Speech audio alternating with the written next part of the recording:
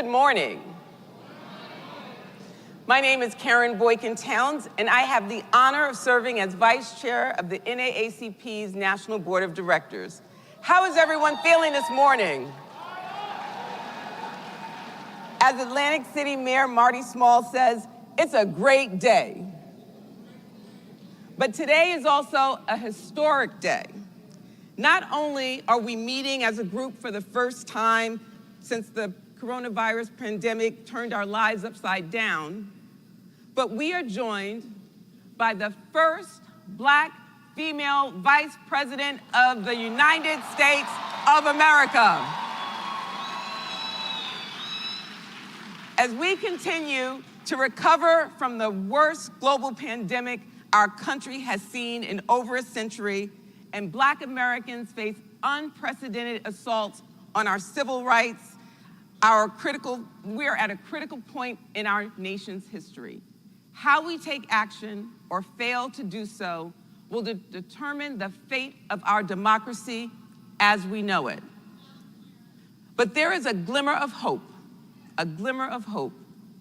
because we now have representation at the highest levels of government.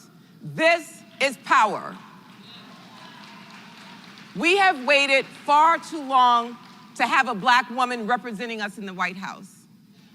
It is imperative that we support her and uplift her. All of the progress she has made and continues to make for our community, we must support her. Whether it's to protect Black mothers, ensure that our youth have equal access to higher education, or advocate for us both at home and abroad, Vice President Harris delivers for us. Those who know me know how important it is to be a person of action. I am a Black woman raising young Black women. I believe in the power of action. I believe in taking action to empower each other, empower our communities, and most importantly, empower Black people. Nothing, I repeat, nothing is more unstoppable than a Black woman in action. Black women are supreme. However, the unfortunate reality is that as Black women, our greatest achievements are often overlooked. Work that we as Black women do is often not raised to the level of importance that it deserves. Everyone in this room knows this to be a fact, but we at the NAACP know how hard our Vice President has been working to address long-standing inequities that previously did not get the attention they deserve. For as long as Black women have given birth in this country, we have been faced with a maternal mortality crisis. As of 2020, the maternal mortality rate for Black women was 55.3 deaths per 100,000 live births. That is 2.9 times the maternal mortality rate for white women. Black mothers are less likely to have access to the maternal health services they need, less likely to have access to paid maternity leave, and more likely to face the bias and racism from the healthcare professionals they rely on to keep them healthy and safe. Our cries to protect Black mothers have long fallen on deaf ears. But as a Black woman and fervent advocate for our community, Vice President Harris has and continues to advocate for real systemic change that will make us feel seen, heard, and protected. This is power.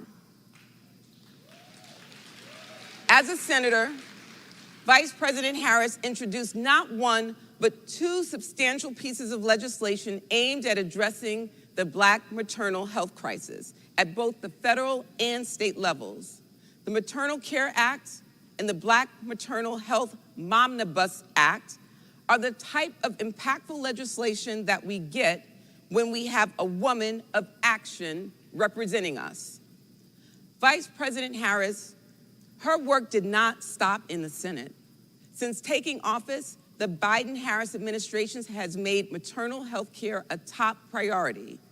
In addition to continued advocacy for meaningful legislation, they are working with federal agencies to develop the White House blueprint for addressing the maternal health crisis and have established an annual Maternity Health Day of Action.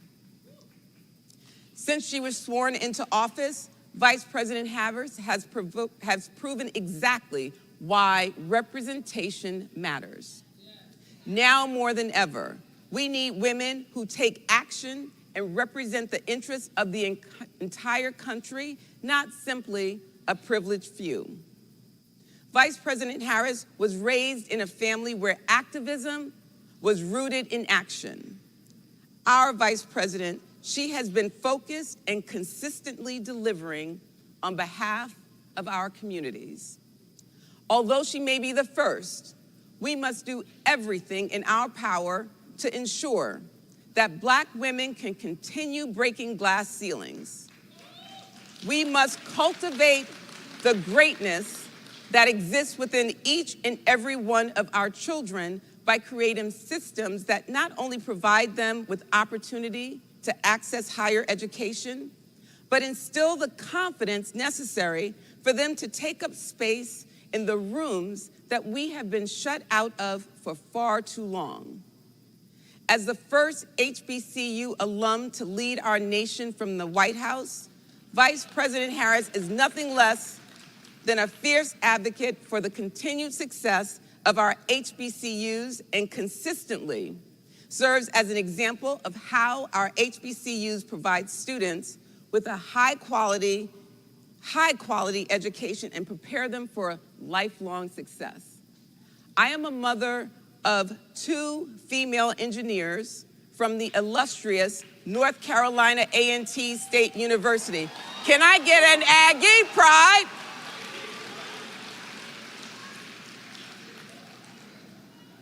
I can see how the Vice President's accomplishments quickly became their accomplishments.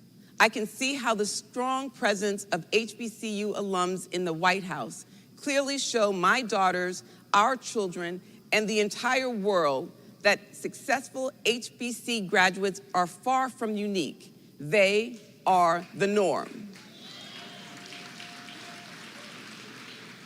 I want to take a moment to share a personal story with you all. At Essence Fest a couple of weeks ago, my younger cousin had the opportunity to personally meet Vice President Harris. While they were taking a photo together, the Vice President took time out of her busy schedule to talk to my cousin, who is a rising sophomore at American University. The Vice President reminded my cousin about the need for Black women to be represented in STEM, most especially coding.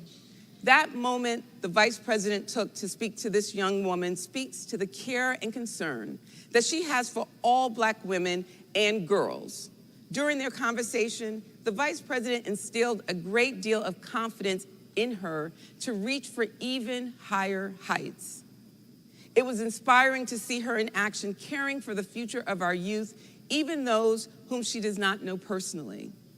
Vice President Harris has always been a fierce advocate for expanding access to STEM programs for underrepresented youth, especially young Black women and HBCU students.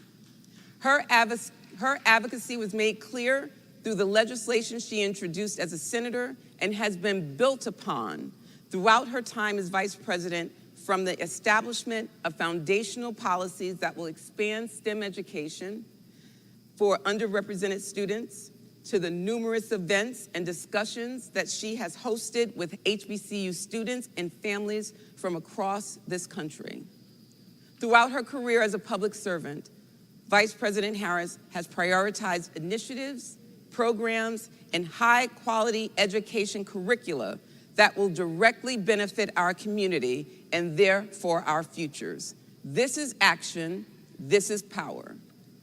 Now, on behalf of the NAACP, it is my distinct honor to introduce to you the native of California, a member of the Third Baptist Church of San Francisco, where my fellow national board member, Reverend Dr. Amos Brown, serves as senior pastor, a member of Alpha Kappa Alpha Sorority Incorporated, a fellow member of the Links Incorporated, the 49th Vice President of the United States of America, Kamala Harris.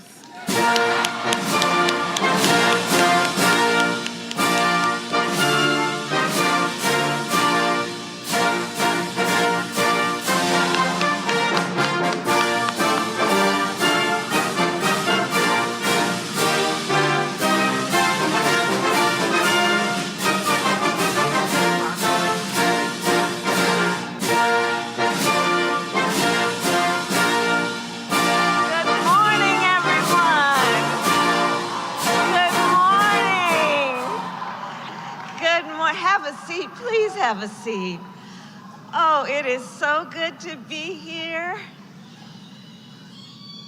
with all my sisters and brothers. Let me just thank Vice Chair Boykinstown for that incredible introduction. It means so much. My team was back there and said, my goodness, you know, over the years, we've done some things, and it's nice to know that it is having the impact that it is having. So I want to thank you, Madam Vice Chair, for that introduction. It really means a lot. President Johnson, thank you for your years of dedicated partnership and leadership. Yes. On the issue of voting rights and so many more issues that challenge our nation and its people. I have worked with President Johnson over the years where we have been in small rooms, where we have been in the Oval Office, where we have been in large rooms such as this. He is the same person wherever he is, and he is a person who is always fighting for the people and the best of who we can be as a nation. And I admire and respect the hard work and determination that you put into this most important position as the president of our NAACP. Thank you.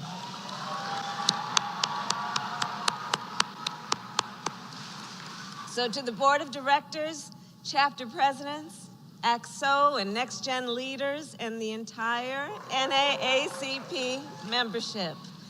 To Secretary Marcia Fudge, who is with us today. To my pastor, Reverend Dr. Amos C. Brown. To all of you, greetings, greetings. I just want to, if you don't mind for a moment, take a moment of personal privilege to talk about Dr. Brown. He has been on this journey with me every step of the way from when I first thought about running for public office almost 2 decades ago. And he has been such a voice of leadership, moral leadership, and leadership in our nation. And so I want to thank you, Dr. Brown, for all that you are, all that you are. So as many of you know, I am a proud lifetime member of this organization.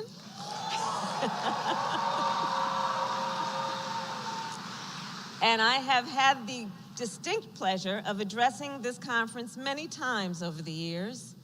And I am honored today to address you for the first time as Vice President of the United States.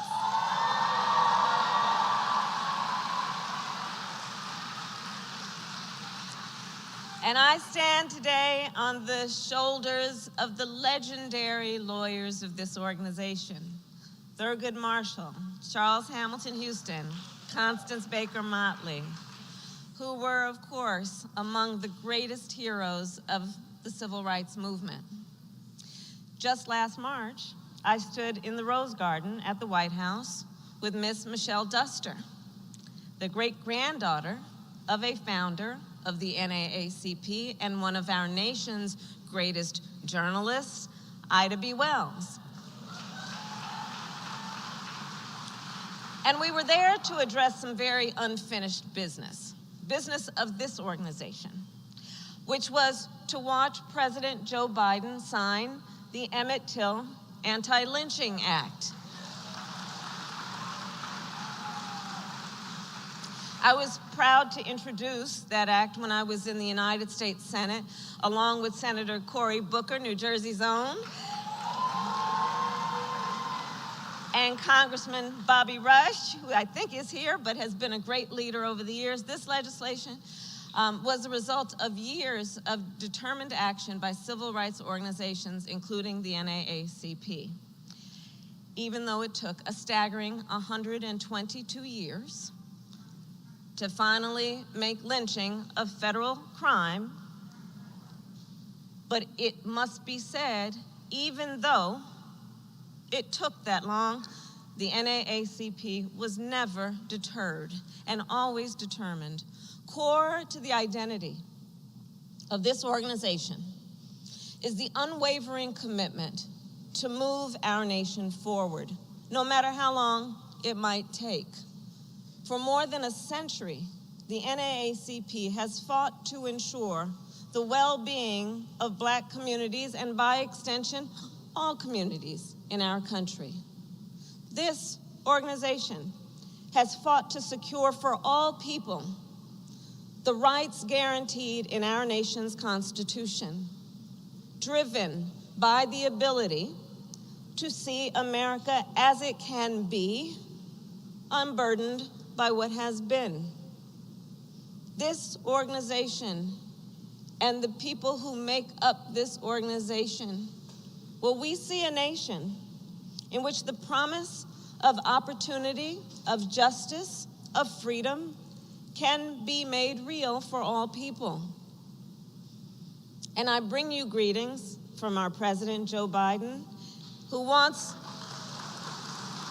to make clear that he and I, of course, share in the vision of the NAACP. You see, we see and are prepared to address the disparities that are holding so many people back in our nation. Disparities that we see in education, in economic opportunity, in housing, healthcare, and more.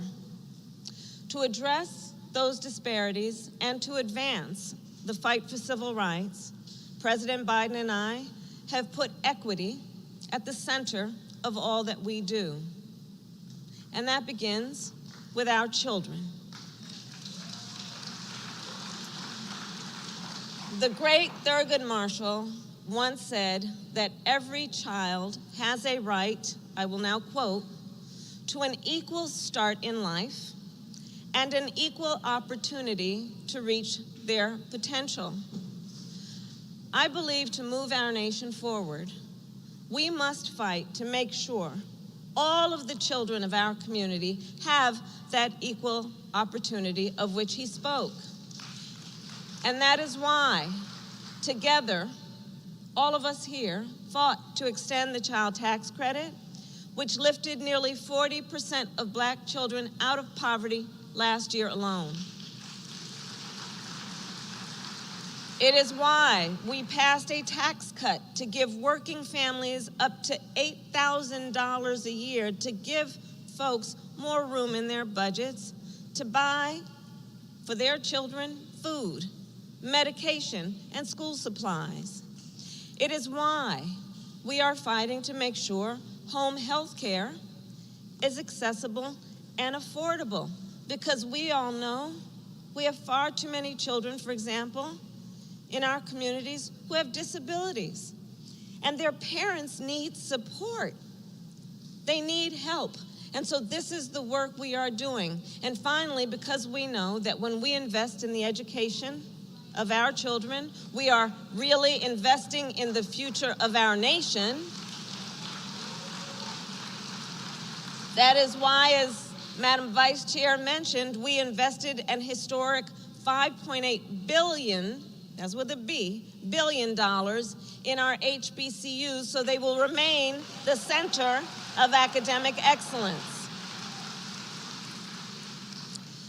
Leaders of the NAACP, to move our nation forward, we must also, as has been discussed, make sure that our mothers, our daughters, our sisters, and our aunties have the health care that they need to thrive.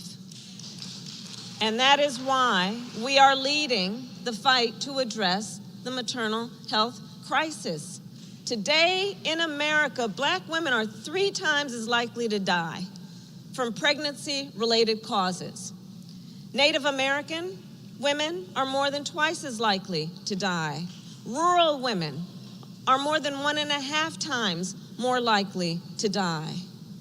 So we have elevated, for an obvious reason, the issue of maternal health so it will be a national priority. And building on the work that we have all done together over the years, for the first time, I was proud to convene women from around the country at the White House to discuss this critical issue. And we took action then, because it can't just be about words, to provide resources to hire and train doulas, to advance culturally competent care, and to research the contributors to maternal mortality, because included in those contributors are racial bias in the healthcare delivery system. Included in those contributors are the stressors that Black women face in life. And we need to research and make clear and speak honestly about all of those issues, again, as a national priority. In addition, we worked with states to expand Medicaid postpartum, because the way it had been working, Medicaid was covering 2 months postpartum.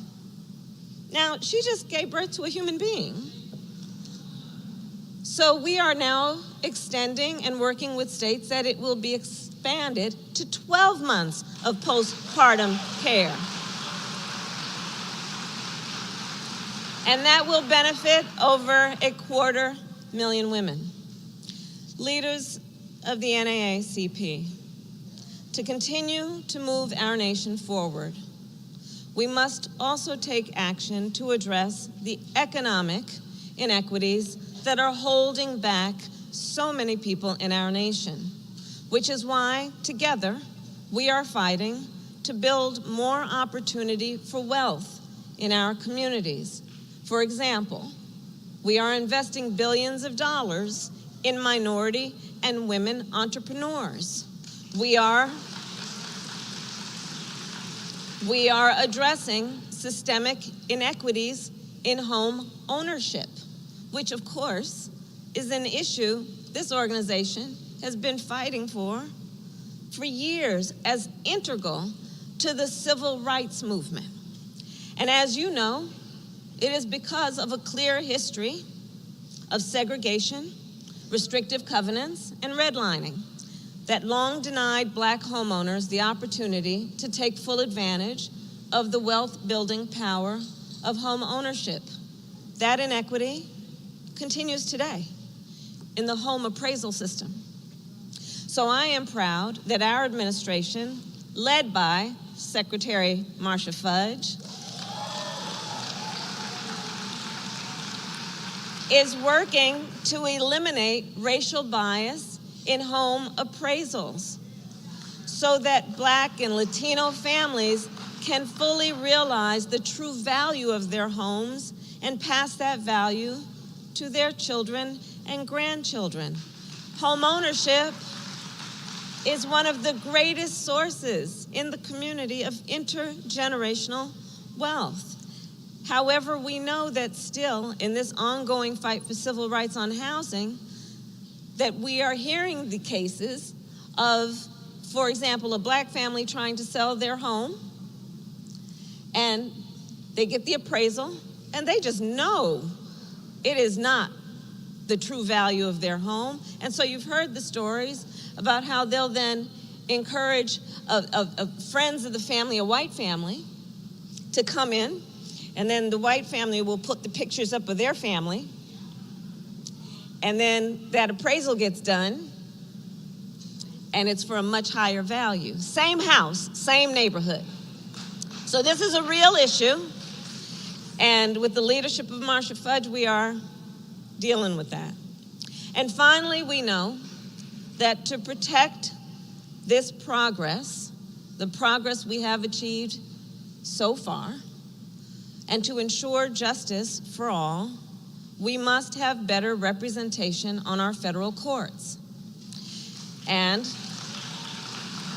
with your support, I am proud to say that our administration has appointed the most diverse group of judges in the history of the United States,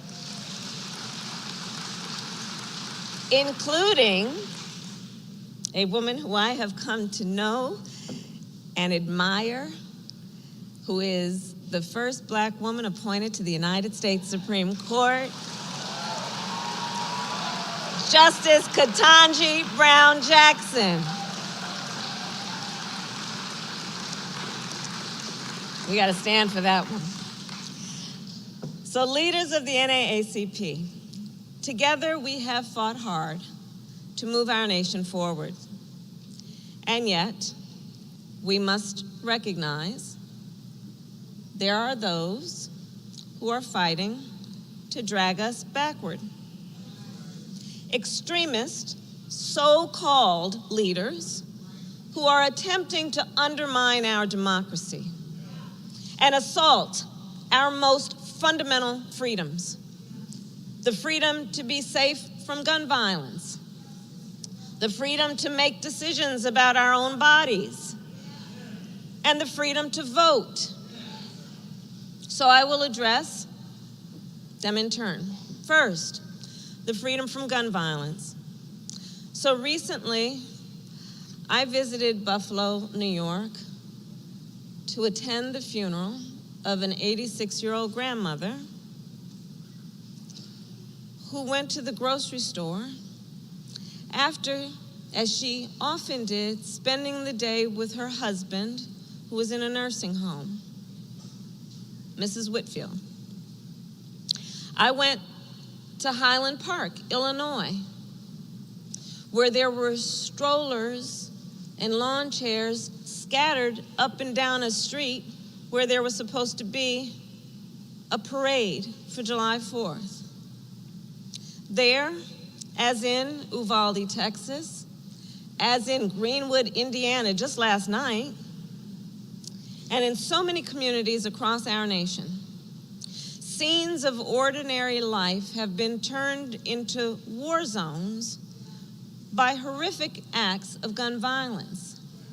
Mass shootings have made America a nation in mourning. And it's not only the mass shootings. We see it in our communities every day. And it is no less tragic or outrageous. Think about it. Black people are 13% of America's population, but make up 62% of gun homicide victims. This issue of the need for reasonable gun safety laws is a real issue when we are talking about the civil right, the right that all communities should have to live in a place that is safe without weapons of war running those streets. And understand, the number of guns manufactured in this country tripled over the last 20 years. Today, we have more guns in our nation than people.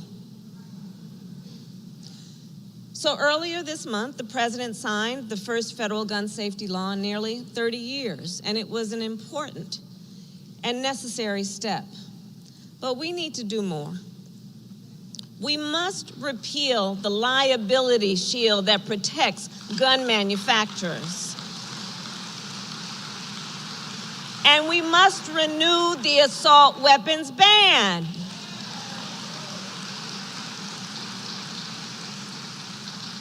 You know, an assault weapon,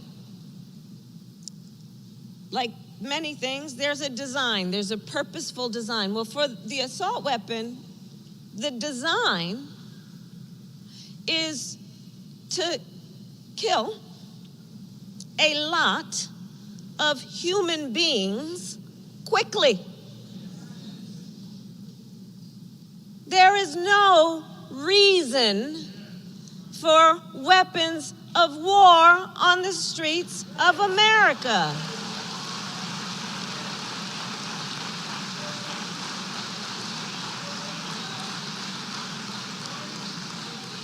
We must also take steps to protect other fundamental freedoms, including the freedom for a woman to make decisions about her own body.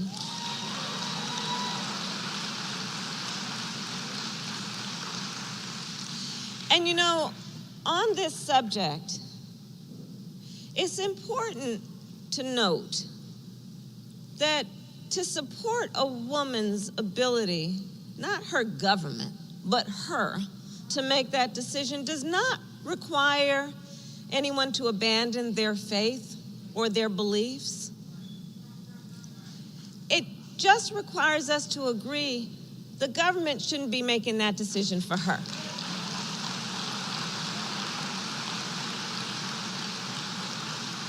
And think about it.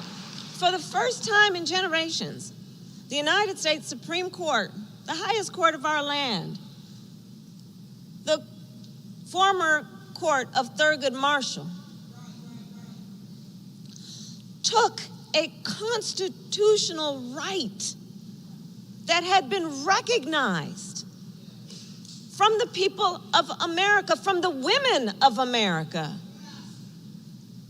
We know, NAACP, that our country has a history of claiming ownership over human bodies.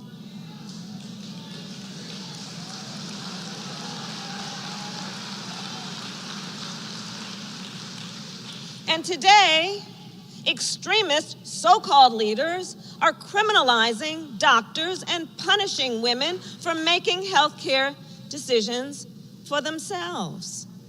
Personal decisions that is her right to make in consultation with her doctor, her pastor, her priest, her rabbi, her loved ones, not her government telling her what to do.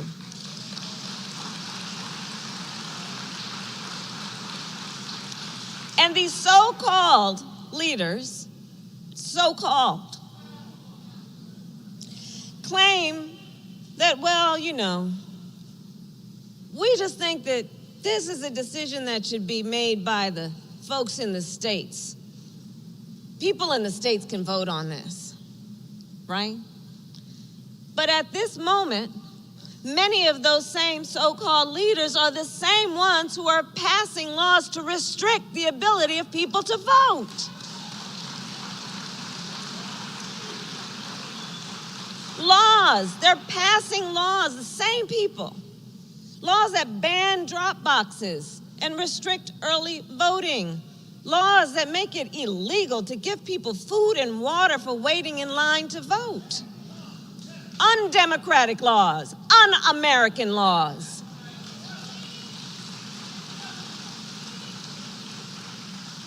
You know, I asked my team you remember Venn diagrams, those 3 circles, right? And then let's just see where they overlap. So I asked my team, I said, you know, do a Venn diagram on 2 circles for me. And in particular, the overlap of states that are attacking the freedom to vote and attacking women's freedoms over their own bodies. There are 10 states that are doing both. Here's the point. Our freedoms are all connected. Consider the freedom to vote.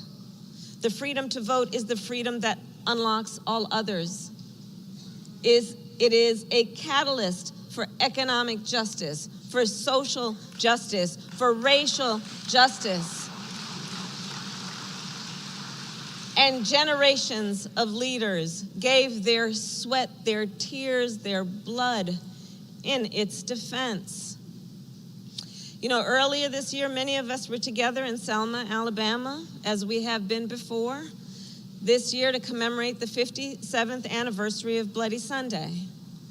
Standing there, shoulder to shoulder, with leaders who return to the Edmund Pettus Bridge every year, it was clear While we honor the history of the movement, we must recognize the dream of the movement remains unfinished.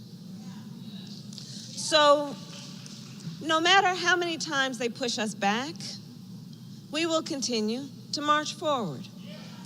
And we will pass the John Lewis Voting Rights Advancement Act and the Freedom to Vote Act.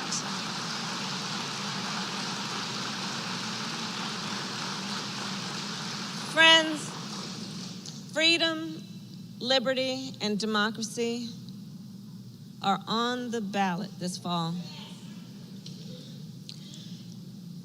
And we need to make sure that our voices are heard. There is a midterm coming up in about, I think it's 113 days, maybe 112 days.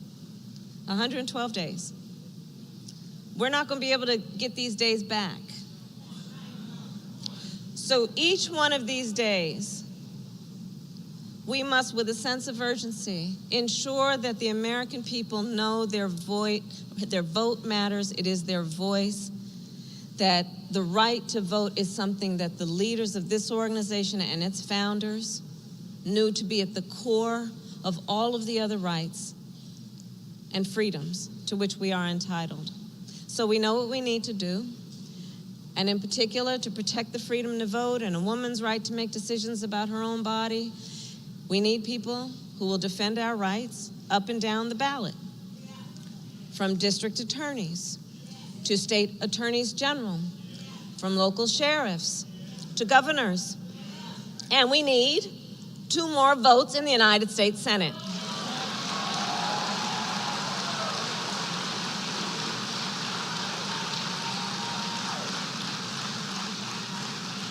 We will not, and the president has been clear, we will not let the filibuster stand in our way of our most essential rights and freedoms.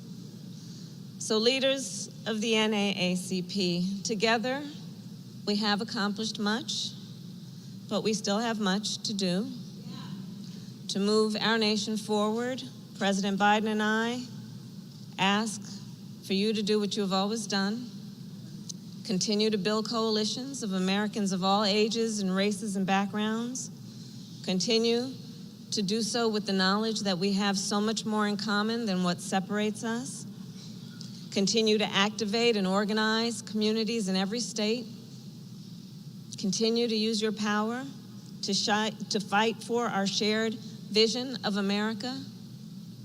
And as I often will refer to her, the great Coretta Scott King, who joined the NAACP as a young college student, once said, the freedom must be earned and won in each and every generation. Today, and I look at the young leaders here in particular, yes?